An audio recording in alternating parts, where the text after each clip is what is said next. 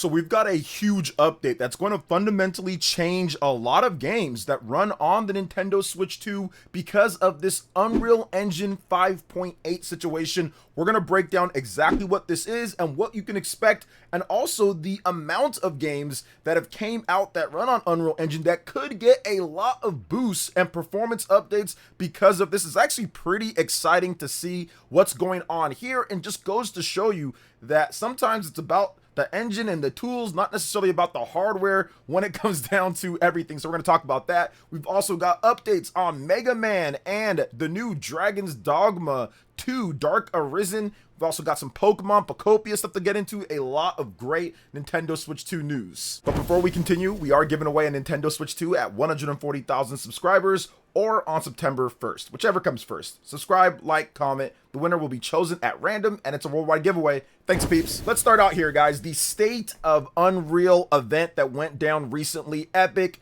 officially announced Unreal Engine 5.8 as part of that. That is the Lumen light up is now up and running on the Nintendo Switch 2. Now, they even showed it at their presentation. They have the Switch 2, they have the 5.8. This is a very far cry from what we got before in the past when it comes to Unreal Engine 4, and one of the guys laughing at the fact that a journalist and somebody asked, well, what about the Wii U? And they're like, yeah, right, what about that system? Now we have it actually being showcased and being shown off as, yes, it supports this. So this is phenomenal to see when it comes to third-party games and even some of Nintendo's first-party games that use Unreal Engine. So let's talk about this some more. So according to the company's announcement, the new mode is, quote, designed to preserve much of the visual impact at a significantly lower GPU cost by using irradiance fields with probe occlusion. It is twice as fast as Lumen high quality. Lumen is now viable where it wasn't before. Epic went on to say that means, quote, games that rely on global illumination for artistic purposes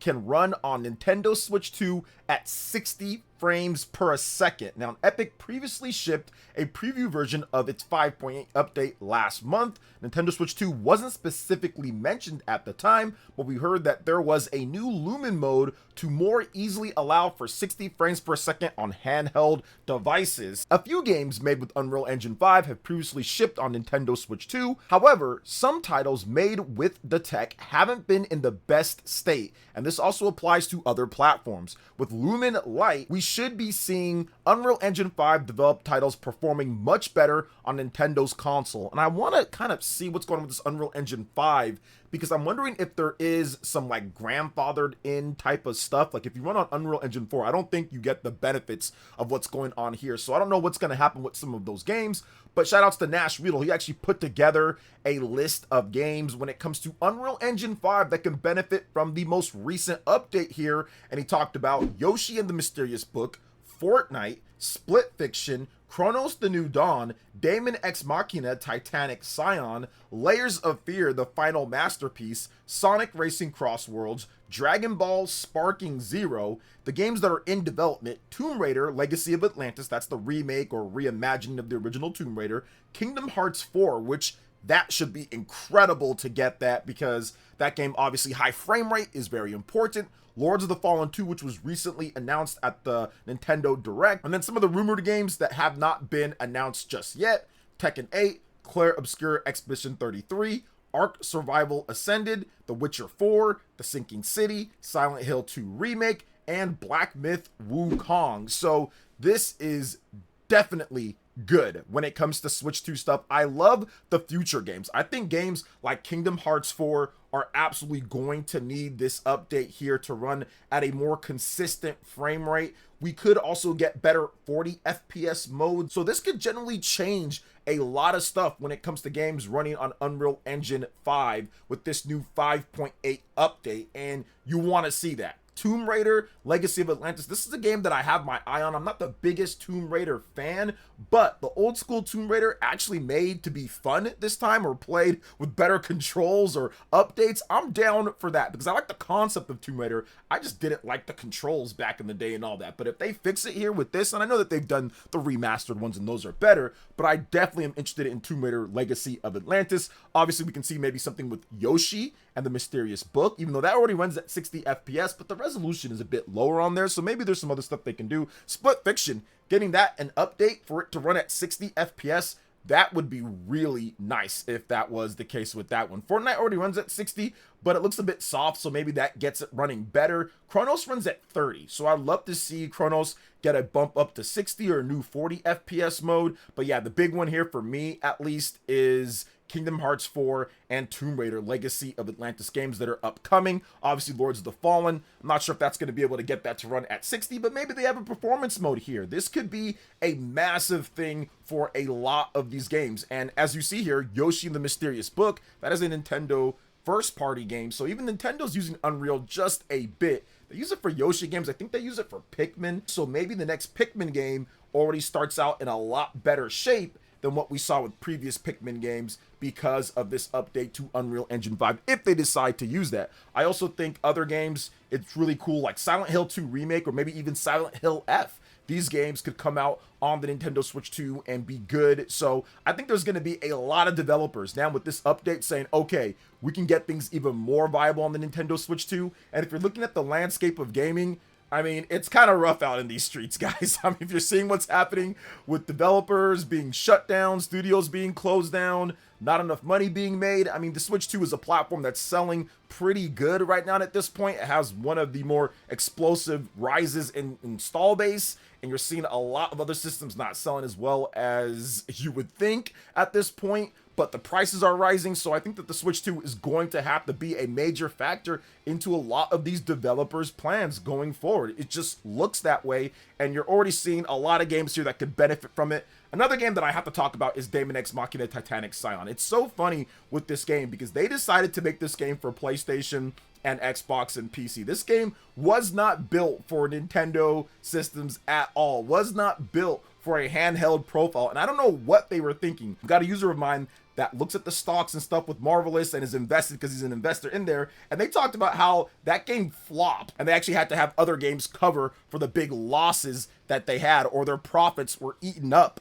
by the big loss of Daemon X Machina because they decided to chase the PlayStation and Xbox crowd with that game and build it for an x86 platform, and it ended up just flopping uncontrollably on the Switch 2 because it performed like absolute trash. I don't know what they were thinking with that, but then again, it does not surprise me with those developers. Remember, back in the Switch 1 era, when people were trying to cover Daemon X Machina, the first game, they kept on claiming the footage and saying, well, no, you can't do that. And then they said, okay, we'll release it. And then like they never did. Like a lot of the stuff that they still claim. So they didn't even want people talking about the game. They didn't want people covering it as a AA type of smaller niche game. So the developers and the publisher behind Daemon X Machina, they just do whatever they want. I have no idea. I didn't even really cover Titanic Scion that much just because it was just whatever. But either way, like, we'll see what happens going forward. Maybe that game gets an update. Maybe it gets revitalized if they can improve the performance of that game. But yeah, this is exciting.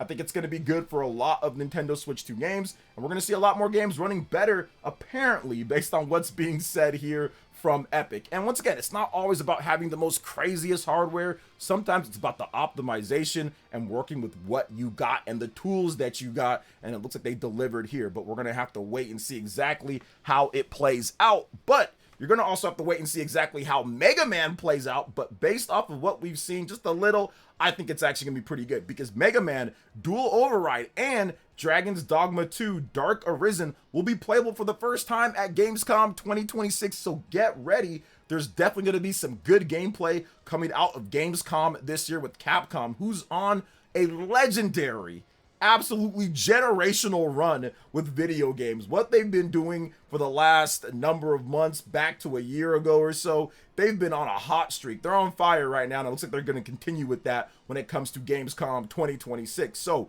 Mega Man Dual Override was announced at the Game Awards back at the end of last year. Capcom hasn't said much about the project since then, but it looks like we'll be getting our first major update in August. Now, as far as Dragon's Dogma 2 Dark Arisen, that was recently announced at the Nintendo Switch 2 Direct and will be playable for the first time. Capcom will be present at Gamescom with about 60 playable demo stations across more than 950 square meters. The company's booth will be in Hall 9, booth A070. Now, Capcom's full lineup is as follows: Dragon's Dogma 2 Dark Arisen, Mega Man Dual Override, Onimusha Way of the Sword, and Street Fighter 6. All 4 of those games are available or will be available on the Nintendo Switch 2. Street Fighter's already available, and then the rest of those games are going to be on the platform. So that's pretty cool to see. Capcom, day and date, big support coming through from their biggest franchises. That's something that we haven't seen from Capcom consistently